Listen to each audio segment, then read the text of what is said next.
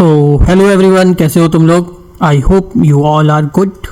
सो अभी तक हमने फिजिक्स में टोटल अपने 3 टॉपिक कर लिए हैं। सबसे पहले तो हमने जैसे किया था यूनिट और डायमेंशन और मेजरमेंट कह सकते हैं, यूनिट्स एंड मेजरमेंट। उसके बाद हमने मोशन चैप्टर किया था, गति। फिर हमने थर्ड चैप्टर किया था फोर्स, और उसी के साथ हमने लॉ ऑफ मोशन कर लिए थे। उसी सीरीज में आज है हमारा चौथा जो है टॉपिक होगा वर्क और एनर्जी, जिसे हिंदी में क्या कहते हैं, कार्य और ऊर्जा। क्या कहा जाता है, कार्य और ऊर्जा। आज हमारा चलेगा फिजिक्स में, जो कि तुम्हारे आने वाले रेलवे के सभी एग्जामों के लिए जो है इम्पॉर्टेंट होगा। चलो आज की क्लास को शुरू करते हैं। सबसे पहले देखेंगे कि कार्य होता क्या है, वर्क क्या होता है। जो वर्क की बात हो रही है, काम होता क्या है। जब भी कोई वस्तु होती है उस पर हम अगर कोई बल लगाते हैं, ठीक, कोई वस्तु है उस पर अगर हम कोई बल लगाते हैं, एक्सटर्नल फोर्स, और वो जो है जिस डायरेक्शन में हमने फोर्स लगाया उसी डायरेक्शन में आगे चलने लगती है, तो फिजिक्स के अकॉर्डिंग या भौतिक विज्ञान, फिजिक्स जो है भौतिक विज्ञान के हिसाब से वो जो है उसमें कार्य जो है हमने कुछ कार्य किया। ऐसे ही एक और एग्जांपल लो, मानो एक XYZ नाम की एक लड़की है, ठीक, वो अपने नोट्स तैयार करती है, पूरे PDF से डाउनलोड करती है, नोट्स हैंड रिटन नोट्स बनाती है अपनी क्लास के, पूरा उसका अच्छे से रिवीजन करती है और मॉक देती है, अपने मॉक्स में मार्क्स आ रहे हैं उसके। तो वो क्या कर रही है, एक तरह से काम कर रही है, लेकिन फिजिक्स के अकॉर्डिंग उसने जो है काम किया है कुछ भी नहीं। एक जगह पर बैठ के उसने जो भी सारी PDF वगैरह अपनी पढ़ी हैं, या जो भी अपने नोट्स बनाए या जो भी उसने रिवीजन किया, मैथ्स पढ़ा, वो सब फिजिक्स के हिसाब से जो है काम नहीं है। फिजिक्स के हिसाब से काम तभी होता है जब कोई बॉडी जो है आगे की तरफ मूव करती है। तुमने 9th क्लास के में एक एग्जाम्पल देखा होगा, जैसे कि कोई एक बच्चा है, दीवार को धक्का मार रहा होता है, दीवार आगे नहीं बढ़ती है।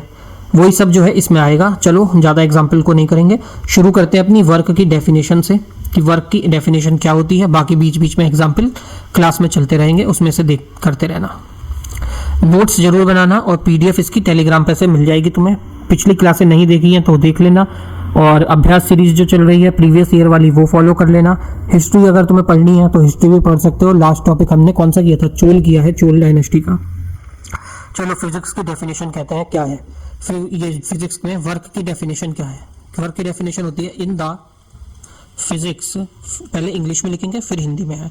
In the physics if we applied, अगर हम if we applied force on a object, अगर किसी ऑब्जेक्ट के ऊपर हम फोर्स लगाते हैं, on an object displaces, displace करता है ऑब्जेक्ट को, displaces the object in direction, किस direction, direction of, in the direction of force, तो उसे क्या कहा जाता है, उसे जो है कार्य कहा जाता है या वर्क कहा जाता है। इसको हिंदी में कैसे कहेंगे, ये होगी हिंदी में डेफिनेशन।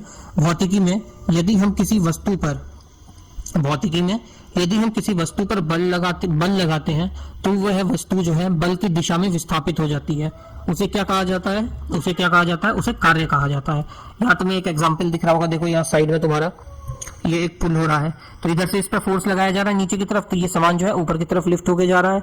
ये हो जाता है, एक इसका फॉर्मूला होता है W = फोर्स इंटू डिस्प्लेसमेंट। क्या होता है, वर्क का फॉर्मूला होता है फोर्स इंटू डिस्प्लेसमेंट। इसकी जो SI यूनिट होती है, क्या होती है SI यूनिट, वाह पेन नहीं चल रहा। SI यूनिट जो होती है इसकी क्या होती है, इसकी SI यूनिट जो होती है तुम्हारी फोर्स की, वो होती है न्यूटन। न्यूटन इसकी SI यूनिट होती है। और इसके लेंथ की जो यूनिट होती है, लेंथ यूनिट, लेंथ की यूनिट क्या होती है, वो होती है मीटर। तो इसको अगर पूरा तुम्हें वर्क की यूनिट बतानी है, वर्क की यूनिट क्या होगी, न्यूटन मीटर। क्या होती है, न्यूटन मीटर। इसको ऐसे ही लिखा जाता है, कैपिटल N और स्मॉल m, ठीक, न्यूटन मीटर होती है। और इस न्यूटन मीटर को क्या कहा जाता है, इसको जो है जूल भी कहा जाता है, जूल भी कहा जाता है। इसको क्या कहा जाता है, जूल भी कहा जाता है इसको। और एक जूल में कितने होते हैं, और एक जूल में कितने होते हैं, 1 न्यूटन मीटर होता है। एक जूल में कितना होता है, 1 न्यूटन मीटर होता है, ठीक। अगर इसको हम दूसरे शब्दों में कहें, यही डेफिनेशन को इस फॉर्मूले के हिसाब से W = F × S के हिसाब से, तो दूसरे शब्दों में ये क्या हो जाएगा, ये हो जाता है प्रोडक्ट, मतलब प्रोडक्ट का होता है ना multiply, product of force and displacement, product of force and displacement in the direction of applied force, in the direction of, किस डायरेक्शन में, in the direction of applied force. ये हो गया दूसरे शब्दों में W equals to force into displacement, F into S. एक और फॉर्मूला होता है इसका कि उसमें जो है कॉस थीटा जो है एक्स्ट्रा ऐड हो जाता है, W equals to F into S cos theta होता है। उसके लिए अलग अलग कंडीशन होती हैं जिसमें जो है वो लगता है, जो थीटा की वैल्यू लगती है उसमें, वो भी हम लोग आगे देखेंगे। ठीक है, अब एक और चीज इसमें देख लेते हैं। जब भी व्हेन अ फोर्स, जब भी कभी फोर्स होती है 1 Newton, when a force of 1 Newton moves a body, body को मूव करती है थ्रू अ डिस्टेंस, एक डिस्टेंस पे, कितना डिस्टेंस मान लिया 1 मीटर पे, वो भी उसी की डायरेक्शन में, इन इट्स ओन डायरेक्शन, तो उस पर क्या होता है, उस पर जो है वर्क डन होता है, उस पर जो होता है कार्य होता है। ये भी एक तरह से इसको कह सकते हैं।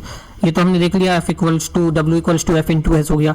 अगर इसका कुछ एग्जाम्पल तुम्हें देखना है, अगर एग्जाम्पल तुम्हें देखना है इसके लिए, तो जैसे एक घोड़ा होता है, घोड़ा, हॉर्स देखा है, हॉर्स जो अपनी वो क्या होती है, बैलगाड़ी नहीं, हॉर्स अपनी जो कार्ट खींचता है, उसको हिंदी में क्या कहते हैं, हॉर्स जो होता है वो अपनी कार्ट को खींच रहा होता है, वो इस तरफ से हॉर्स, ये है घोड़ा, ये हॉर्स है हमारा, ये पीछे उसके गाड़ी लगी हुई है उसकी। ठीक, ये जो है अपनी तरफ से इधर की तरफ राइट साइड में जो है फोर्स लगा रहा है।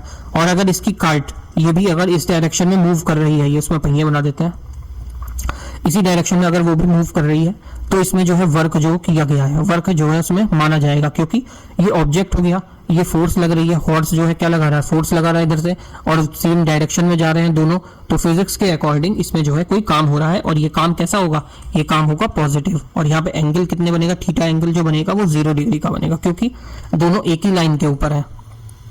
ठीक है, तो यहाँ पे जो वर्क डन होगा हॉर्स का जो वर्क होगा वो पॉजिटिव होगा, मतलब कि उस पर कुछ काम हुआ है, विस्थापन हुआ है। ऐसे ही ये देख लो, ये भी एक उसी का एग्जांपल है पॉजिटिव वर्क डन का। कैसे,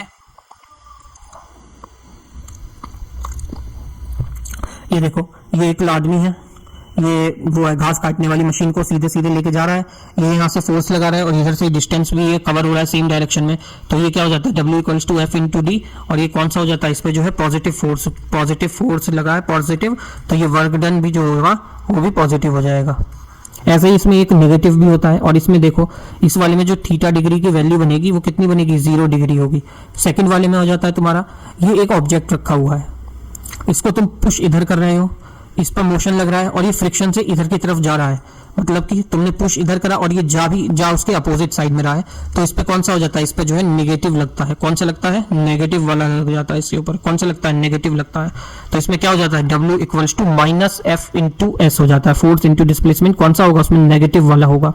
ऐसे भी देख सकते हो कि एक ऑब्जेक्ट है ये, इस पर तुमने इधर फोर्स लगा रहे हो ऊपर, और इसका विस्थापन जो हो रहा है नीचे की तरफ हो रहा है, तो उस पर क्या होता है, नेगेटिव हो जाता है। इसका एग्जाम्पल देख लो, कभी तुमने बॉल उछाल के खेली है, एक बॉल होती है, बॉल, एक बच्चा है वो बॉल उछाल के ऊपर फेंक रहा है, तो नीचे से फोर्स उसको ऊपर ले जा रहा है, एक सर्टेन हाइट तक काइनेटिक एनर्जी उसमें जनरेट होती है, एक पॉइंट तक जाती है, वहां से वो बॉल फिर वापस नीचे गिरने लगती है, तो वहां पे क्या हो गया, वहां पे जो है नेगेटिव फोर्स, नेगेटिव जो है वर्क डन हो गया।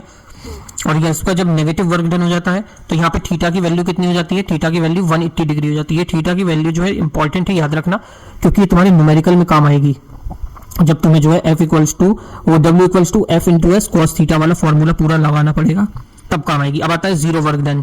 ये देखो, एक उठा के एक लड़का है, ये एक हैवी सामान उठा के खड़ा है, एक ही जगह खड़ा हुआ है, ना आगे बढ़ रहा है ना पीछे, बस एक जगह खड़ा हुआ है। तो इससे क्या हो रहा है, इसको ये थक तो जाएगा, सामान भारी है उठा के, लेकिन फिजिक्स के अकॉर्डिंग इसने कोई काम नहीं करा, ये थक गया, ये इसकी गलती है। इसका फिजिक्स को इस पर से घंटा कोई फर्क नहीं पड़ता, कैसे भी ये थका हो, उसका कोई मतलब नहीं है। अगर इसने अपनी जगह से विस्थापित नहीं किया है सामान को, तो फिजिक्स कहेगा कि इसने कोई काम नहीं किया है। और ये कितने डिग्री का एंगल बना रहा है, देखो फोर्स ऊपर जा रही है, डिस्टेंस इधर है, कितने डिग्री का, 90 डिग्री का एंगल बना रहा है, परपेंडिकुलर हो जा रहा है। इसका एग्जाम्पल हम एक और लिख सकते हैं। तुमने स्टेशन पर गए होगे, इतने बड़े नवाब तो हो नहीं कि स्टेशन कभी गए नहीं हो, स्टेशन पर गए हो, कुली को देखा है, कुली जो है सामान उठा के अपने सिर पर लेके स्टेशन पर चलता है, स्टेशन पर चलता है सामान लेके, लेकिन उसके हिसाब से हम लोग जो नॉर्मल आइज से देखें, नॉर्मल ये जो लार्ज अमाउंट पे हम देखें, तो उसने काम किया है, वो एक प्लेटफॉर्म नंबर 1 से माना 3 पे जाना है, तुमने कुली को सामान दिया, वो 3 नंबर पे ले जाके तुम्हें पहुंचा दिया उसने। 3 नंबर तक जाने में उसने कुछ तो काम किया, इस प्लेटफॉर्म से उस प्लेटफॉर्म तक सामान सर पे उठा के ले गया। लेकिन यही एंट्री होती है फिजिक्स की। फिजिक्स कौन है, रजनीकांत का फैन। फिजिक्स कहता है जब तक हम काम नहीं करेंगे कोई काम नहीं होता है। यवंती गिल्ले ये नाराज कल फिजिक्स ने कह दिया तुमने कोई काम ही नहीं किया साले, जाओ तुम सर पे रख के एक जगह से बस उधर से उधर जा रहे हो, तुम्हारे सामान जो है सर पे रखा हुआ है, तुम्हारे लिए कोई काम नहीं है, क्योंकि तुम्हारा जो फोर्स और डिस्प्लेसमेंट है वो 90 डिग्री का एंगल बना रहा है। तुम जा इधर रहे हो या जा इधर रहे हो, तुम्हारे सामान तो सर पे ही रखा हुआ है, तो इधर भी 90 डिग्री है इधर भी 90 डिग्री है, और जब भी 90 डिग्री का एंगल बन जाता है तो फिजिक्स कहती है तुमने काम कितना किया है, 0 काम किया है। एग्जाम्पल अगर ये लिखना है तो लिख सकते हो, एक कुली है, कुली जो है एक लगेज उठा के अपने सर पे जा रहा है, लगेज ऑन हिज हेड, उसके सर पे एक लगेज रखा हुआ है, लेके जा रहा है वो प्लेटफॉर्म पे, मूविंग ऑन द प्लेटफॉर्म पे वो चल रहा है। जब भी वो चल के जा रहा है तो भी उसमें जो वर्क जो उसका हुआ W, जो भी उसने वर्क किया वो कितना है, वो 0 डिग्री का वर्क हो रहा है। क्यों? क्योंकि फोर्स और डिस्प्लेसमेंट दोनों कितने 90 डिग्री का एंगल वहां पे फॉर्म कर रहे हैं, इसलिए उसका वर्क जो है वो 0 हो जा रहा है वहां पे। ऐसे एक और एग्जांपल ले सकते हो तुम, यहां देखो एक एग्जांपल तो हमने वहां देख लिया, अब एक एग्जांपल एक और देख लो इसका, जब यहाँ बनाई रखी है अपने, एक बॉय है, कोई एक लौंडा है, आवारा टाइप का लड़का है, ऐसे कुछ काम धाम नहीं है, स्कूल वगैरह जाता नहीं है, बैठ के फर्जी वाला करता है और बैठ के खाली रील्स देखता है और के ड्रामा देखता है। एक ये दीवार है, दीवार पे ये फोर्स लगा रहा है, इधर से ये दीवार है, दौड़ के आ रहा है और दीवार पे धक्का मार रहा है कि दीवार को जो है विस्थापित करेगा, आगे बढ़ा के देगा। के ड्रामा देखता है ना, तो निब्बा है, ज्यादा ही बावला हो रखा है। इधर आगे की तरफ ये बढ़ाना चाह रहा है, दीवार को पूरी जान से फोर्स लगा रहा है। 2 घंटे तक इसने जो है सिर्फ यही काम किया, 2 घंटे तक सिर्फ इसने जो है आगे की तरफ फोर्स मारा है, इसे फोर्स मार के आगे की तरफ दीवार पे धक्का मारा है। 2 घंटे बाद इसकी वजह से कैपेसिटी खत्म और ये जाता है एग्जॉस्ट। क्या हो जाता है? एग्जॉस्ट हो जाता है, मतलब थक जाता है बिल्कुल, ये गया थक। जब ये थक गया तब इस पर क्या हुआ, इसने तो अपनी तरफ से कहा क्या कहा, मैंने बहुत काम किया है, बहुत सारा काम किया आज, लेकिन मैं तो थक गया। यहीं पर एंट्री होती है फिर से फिजिक्स की। फिजिक्स आती है शिवाजी द बॉस बन के, यन्ना रास्कल आदित्य कन्नड़ा, ऐसी आती है फिजिक्स और कहती है तुमने बेटा कोई काम नहीं किया, दीवार वहीं की वहीं है, आधी इंच भी नहीं हिली तुमसे, पूरे दिन लगा दो चाहे 2 घंटे लगा के तुमने कुछ भी करा, थक गए वो हमें नहीं पता, हमारे हिसाब से कोई काम नहीं हुआ है। समझ गए? ये होता है फिजिक्स का नियम कि कोई भी डिस्प्लेसमेंट नहीं हुआ है, एक जरा सा भी विस्थापन नहीं कर पाया तुम दीवार का, बेटा तुमने 2 घंटे लगाए, कोई फायदा नहीं हुआ। इससे अच्छा तो पिक्चर देखे आते हैं, आजकल चल रही है वो सनम तेरी कसम, रो लेते जाके, निब्बा निब्बी बावले हो रखे हैं बिल्कुल। अगला देखो, अगला हमारा इसमें टॉपिक आ जाता है एनर्जी। एनर्जी देख रहे हो कितनी है, डोले देखो भाई के डोले। एनर्जी क्या होती है? ये होती है capacity of a body to do work. जो बॉडी की कैपेसिटी होती है किसी काम को करने की, उनसे क्या कहा जाता है? उसको कहा जाता है एनर्जी। तो बिगेस्ट सोर्स ऑफ एनर्जी क्या है? जो है बिगेस्ट सोर्स ऑफ एनर्जी हमारा क्या है? बिगेस्ट सोर्स ऑफ एनर्जी दारू नहीं, सिगरेट नहीं, सुधर जाओ, वो है हमारा सन। सूरज जो है हमारा सबसे बड़ी सोर्स ऑफ एनर्जी है। अच्छा, सूरज में ये बताना, सूरज में जो है न्यूक्लियर फिजन होता है, ये न्यूक्लियर फ्यूजन होता है, ये तुम्हें बताना है। और नहीं बताओगे तो अपना गूगल पे से चेक कर लेना, ये क्वेश्चन आता है। अब इसका भी एग्जाम्पल देख लो, एक एग्जाम्पल इसका भी देख लेते हैं। ओ भाई हाँ, इसका भी एक एग्जाम्पल देख लो। एक बॉल है, क्रिकेट बॉल है, पूरा लिखे, एक फास्ट मूविंग क्रिकेट बॉल है, फास्ट मूविंग क्रिकेट बॉल है, एक फास्ट मूविंग क्रिकेट बॉल है, वो फेंकी गई और बैट्समैन ने मिस हो गई और जाके वो लगी कहाँ पे करती है, और यहाँ पेन ने भी हिट कर दिया और जाके वो हिट करती है, कहाँ पे हिट होती है? वो जाके विकेट पे।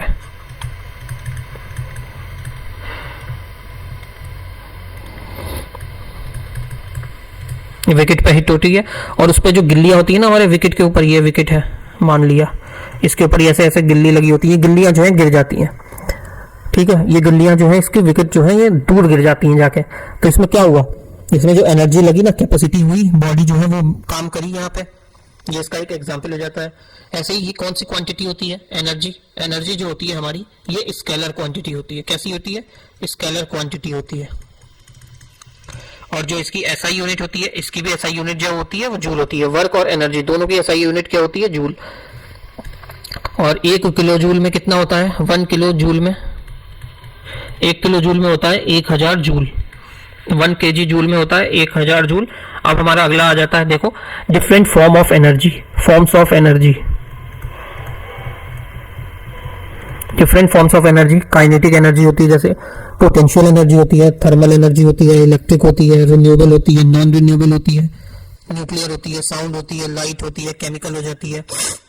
रिन्यूएबल हो गई ये वाली, नॉन रिन्यूएबल हो गई। नॉन रिन्यूएबल मतलब जिन्हें वापस से जनरेट नहीं किया जा सकता। और जो पोटेंशियल एनर्जी होती है, पोटेंशियल एनर्जी वो हमारी दो टाइप की होती है। पोटेंशियल एनर्जी कौन कौन सी होती है? एक होती है ग्रेविटेशनल और दूसरी होती है हमारी इलास्टिक। ठीक, चलो आप शुरू करते हैं, इसमें देखते हैं एनर्जी को पूरा। काइनेटिक एनर्जी क्या होती है? हमारी जो एनर्जी पजेस्ड होती है, the energy possessed bye an object. कोई एक ऑब्जेक्ट है, उसने जो भी एनर्जी पजेस्ड कर रखी है उसको क्या कहा जाता है? मोशन की वजह से उसको काइनेटिक जो है एनर्जी कहा जाता है।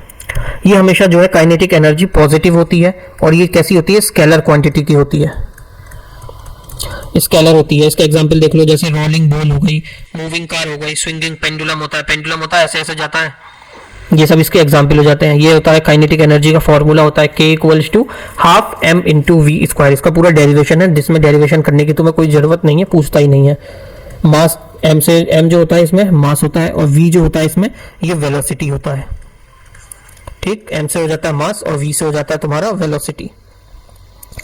एक फ्लाई की या कोकोनट, फ्लाइंग कोकोनट, वो भी क्या होता है? काइनेटिक एनर्जी में आता है। हवा बह रही है, ये क्या होती है? भी काइनेटिक एनर्जी होती है। एथलीट है, कोई दौड़ रहा है, वो सब भी काइनेटिक एनर्जी में आती है। ये एग्जांपल पूछता है, इसीलिए एग्जांपल में बार बार बता रहा हूँ कि कौन सी एनर्जी जनरेट करता है।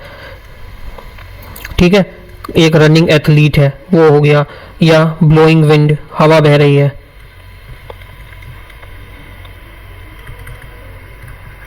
ब्लोइंग विंड हो गया। उसके बाद एक फ्लाइंग कोकोनट या flying ball,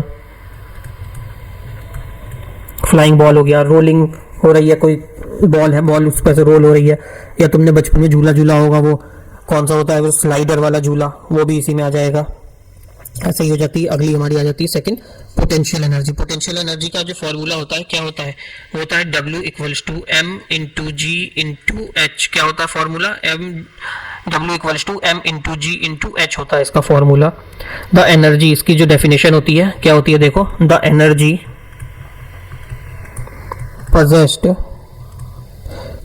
possessed by a body, जो एनर्जी possessed करती है body, due to energy possessed by the body due to change in its, the energy possessed by a body due to change in its position, या फिर उसकी shape में जो भी changes होते हैं उसे क्या कहा जाता है? उसे कहा जाता है पोटेंशियल एनर्जी। क्या होती है पोटेंशियल एनर्जी? जो भी एनर्जी एक बॉडी जो है पजेस करती है, जब उसकी जो है कंडीशन में कुछ चेंजेस होते हैं या उसकी शेप में कोई चेंज होता है तो उसे पोटेंशियल एनर्जी कहा जाता है। रबर बैंड देखा है ना, रबर बैंड को जब हम लोग खींचते हैं तो उसमें देखो काइनेटिक एनर्जी जनरेट हो जाती है। रबर बैंड को खींचते हो तो उसमें भी काइनेटिक एनर्जी आ जाती है। या फिर कोई भी चीज़ को दबाई जाती है, स्पंज आता है, स्पंज को दबाते हैं, वो सब भी किस में हो जाता है? तुम्हारा काइनेटिक एनर्जी में हो जाता है। ठीक है, काइनेटिक एनर्जी जो होती है अब हमारी दो टाइप की होती है। कौन कौन सी होती है? ये पोटेंशियल एनर्जी, पोटेंशियल एनर्जी जो होती है ये हमारी दो टाइप की होती है। कौन कौन सी होती है? सबसे पहले आ जाती है, देखो ग्रेविटेशनल एनर्जी। ये होती है ग्रेविटेशनल एनर्जी। कौन सी होती है? Gravitational energy. इसमें क्या होता है? जब भी कोई ऑब्जेक्ट तुमने लिया, उसको एक हाइट तक वो पहुंच जाता है, उछाला तुमने ऊपर हवा में, बॉल ले ली, मानो कोई ऑब्जेक्ट ले लिया या बॉल ले ली, उसको तुमने ऊपर हवा में उछाला तो एक सर्टेन हाइट तक वो जाएगा। उसके बाद से वहां पे उसकी एनर्जी वो खत्म होगी, फिर वो एकदम से ग्रेविटी की वजह से नीचे गिरेगा, अपनी तरफ गुरुत्वाकर्षण बल जो है उसे अपनी तरफ खींचेगा, तो वो हो जाता है हमारा potential energy, gravitational potential energy. इसको अगर डेफिनेशन तुम्हें लिखनी है तो कैसे लिखेंगे? लिखेंगे व्हेन एन ऑब्जेक्ट, जब भी कभी कोई object, when an object is raised to, जब कोई ऑब्जेक्ट को रेज किया जाता है एक हाइट तक, when an object is raised to height, then work जो है उस पर होता है, work is said to be done, तो उस पर जो है काम होता है कुछ, work is said to be done on it against gravity, work जो है उस पर हो रहा होता है ग्रेविटी के अगेंस्ट। तो एनर्जी जो पजेस करता है, जो भी वो एनर्जी पजेस्ट करता है, then energy possessed by such an object, जो भी एनर्जी possess करता है ऑब्जेक्ट, उसको क्या कहा जाता है? by object is called gravitational potential energy, उसे क्या कहा जाता है? ग्रेविटेशनल पोटेंशियल एनर्जी कहा जाता है। ऐसे ही आता है इसमें दूसरा हो जाता है कौन सा? सेकंड होता है तुम्हारा इसमें इलास्टिक एनर्जी। इलास्टिक एनर्जी क्या होती है? Due to change in shape, जो भी इसमें चेंज होता है शेप में, due to change in shape of a body, कोई भी एक बॉडी है उसकी बॉडी में कोई भी चेंज हो रहा है, due to change in shape of a body by, कैसे? स्ट्रेच करके उसको, बाय स्ट्रेचिंग या कंप्रेसिंग, दबा के उसको, या उसे बेंड करके, बेंडिंग, या उसको ट्विस्ट करके, तो इसको क्या होता है? वो क्या होती है? वो होती है हमारी इलास्टिक एनर्जी। कौन सी होती है वो? हमारी इलास्टिक एनर्जी। ऐसे आ जाती है अगली हमारी कौन सी? Thermal energy. देखो क्या होती है? जो भी एनर्जी एसोसिएटेड होती है हीट से, मतलब गर्मी से, आग से, वो एनर्जी कौन सी हो जाती है? थर्मल हो जाती है। जैसे सन हो गया हमारा, सन हो गया, चाय हो गई, ऐसे ही बोन फायर करते हैं ना बैठ के, आग जला के बैठते हैं, बोन फायर हो गया, ये सब किस में आ जाता है? थर्मल एनर्जी में आता है। इलेक्ट्रिक एनर्जी क्या होती है? जब वो इलेक्ट्रिक एनर्जी जो होती है जिसमें फ्लो ऑफ इलेक्ट्रिक चार्ज होता है, चार्ज का जो फ्लो होता है उसे हम कहते हैं इलेक्ट्रिक एनर्जी। जैसे बारिश होती है तो बादल चमका झुमकोली, जो भी गाना है वो बारिश हो रही है, वैसे ही देखो बिजली कड़कती है, ये इसका इलेक्ट्रिक एनर्जी का एग्जाम्पल हो गया। ये पावर बैंक है, पावर बैंक में क्या होती है? इलेक्ट्रिक एनर्जी का एग्जाम्पल हो जाता है ऐसे। अगला आ जाती है हमारी केमिकल एनर्जी। केमिकल एनर्जी जो होती है ये स्टोर्ड होती है एटम और मॉलिक्यूल्स के बॉन्ड के फॉर्म में। कैसे? एटम और मॉलिक्यूल्स के बॉन्ड के फॉर्म में जो है केमिकल एनर्जी स्टोर होती है। इसका एग्जांपल देखो, जैसे जो भी खाना हम लोग खाते हैं, या बैटरी हो गई, या फ्यूल हो गया, गैसोलीन हो गई, ये देख रहे हो, ये सब किसकी एनर्जी आती है? ये सब कौन सी में किस में आ जाता है? ये आता है केमिकल एनर्जी में। इसके एग्जाम्पल को ना तुम लोग ध्यान से करना, क्योंकि एग्जाम्पल जो है वो सीधे सीधे पूछ लेता है। कभी कभी एग्जाम्पल भी आ जाते हैं कि जैसे कि ये गैसोलीन जो है किस एनर्जी में आ जाएगा, या कोई एक बॉडी है वो, या कोई रबर बैंड है, मानो एक रबर बैंड है उसको खींचा गया, वो कौन सी एनर्जी जनरेट करेगा? ये सब भी तो है पूछ सकता है। ठीक है, तो ध्यान देना उस पर। और वीडियो अच्छी लग रही हो तो लाइक कर देना ताकि आगे भी रिकमेंड हो जाए किसी को। अगली आ जाती है तुम्हारी लाइट एनर्जी। लाइट एनर्जी क्या होती है? Light energy is a electromagnetic radiation that we can see. Light energy क्या होती है? जो भी एक इलेक्ट्रोमैग्नेटिक रेडिएशन हम लोग देखते हैं वो क्या होता है? लाइट एनर्जी होती है। जैसे सनलाइट, सूर्य ऊर्जा हो गई, लाइट बल्ब, ये देखो बल्ब जल रहा है, या फिर कोई भी फायर फ्लाई जल रही होती है, उसको हम लोग क्या कहते हैं? वो होती है हमारी लाइट एनर्जी। जो भी मैग्नेटिक रेडिएशन हम देख सकते हैं उसको क्या कहा जाता है? लाइट एनर्जी कहा जाता है। ऐसी आ जाती है देखो साउंड एनर्जी। गाना बज रहा है, डीजे वाले बाबू ने गाना बजा रखा है, जो भी वाइब्रेशन होती है साउंड की, वो सब किस में आ जाती है? साउंड एनर्जी में आ जाती है। जैसे म्यूजिक चल रहा है, वॉइस हो रही है, बर्ड्स बोल रही हैं, कोई भी आवाज चल रही है, देख रहे हो फ्रीक्वेंसी अलग अलग डिफरेंट रह रही है जब बोल रहा हूं मैं, तो उसी हिसाब से जो है एनर्जी काम करती है। अगली आ जाती है तुम्हारी न्यूक्लियर एनर्जी। न्यूक्लियर एनर्जी जो होती है, जो भी रिलीज हो रही है जो न्यूक्लियर रिएक्शन के द्वारा, जैसे एनर्जी ऑफ सन, जैसे मैंने पूछा था ना सन में कौन सी होती है? न्यूक्लियर फ्यूजन होता है कि न्यूक्लियर फिजन होता है? तो सन में देखो क्या होता है, सन में से कौन सी एनर्जी निकल रही होती है? न्यूक्लियर फ्यूजन की वजह से जो है सन इतना ब्राइट हो रहा होता है, इतनी रोशनी प्रदान करता है, ये कारण है उसके, हमारे को सनलाइट, सन जो है रोशनी देने का। और energy produced in the nuclear plant, जो भी न्यूक्लियर प्लांट में एनर्जी प्रोड्यूस की जाती है वो कौन सी होती है? वो न्यूक्लियर फिजन होती है। ठीक,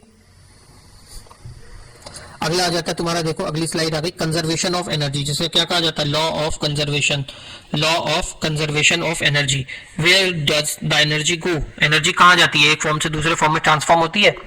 व्हाट हैपन टू एनर्जी? ये जो होती है एनर्जी जो है ना ही क्रिएट की जा सकती है ना ही डिस्ट्रॉय की जा सकती है, ये सिर्फ ट्रांसफर की जा सकती है एक फॉर्म से दूसरे फॉर्म में। ठीक है, इसको क्या कहा जाता है? Law of conservation of energy कहा जाता है। समझ रहे हो?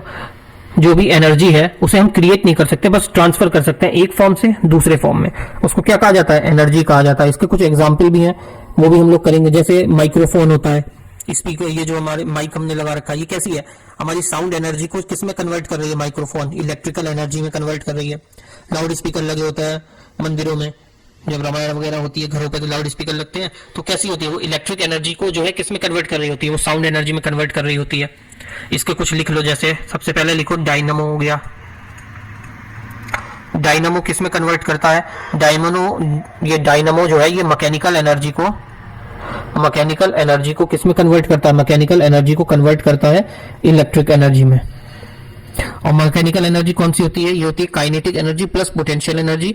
उसे हम क्या कहा जाता है? Mechanical energy. काइनेटिक एनर्जी के साथ साथ पोटेंशियल एनर्जी को जब जोड़ दिया जाता है तो वो हो जाती है हमारी मैकेनिकल एनर्जी। काइनेटिक एनर्जी का फॉर्मूला क्या होता है? Half into m v square, और इसका क्या होता है?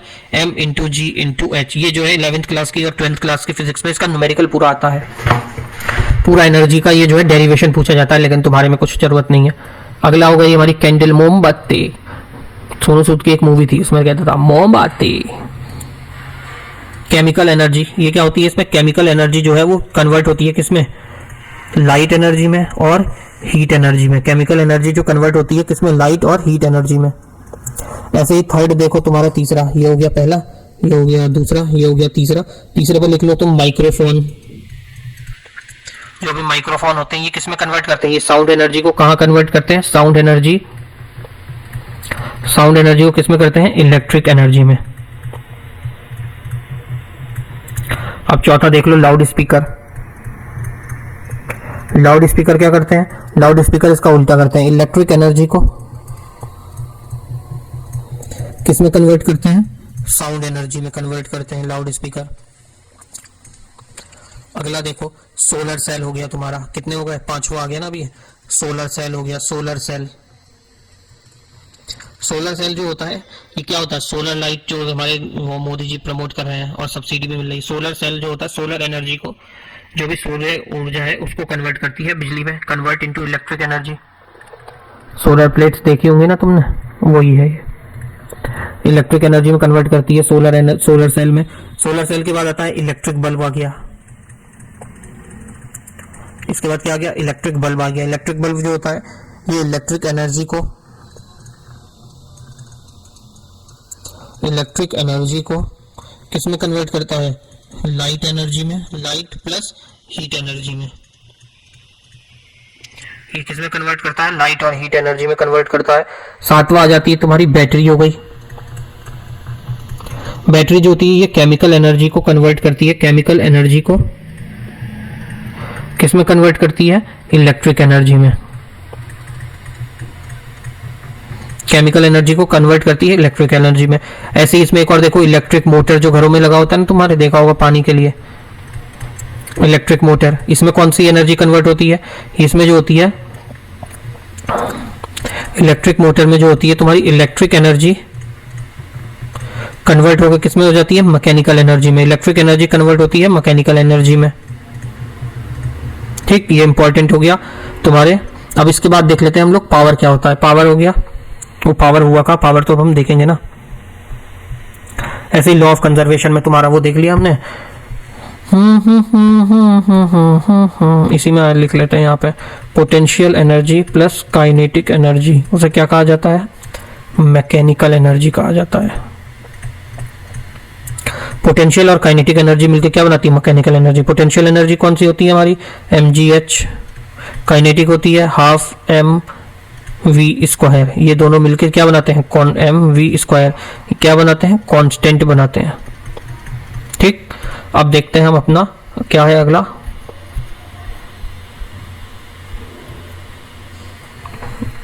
क्या आ जाता है हमारा अगला? पावर। पावर देखते हैं।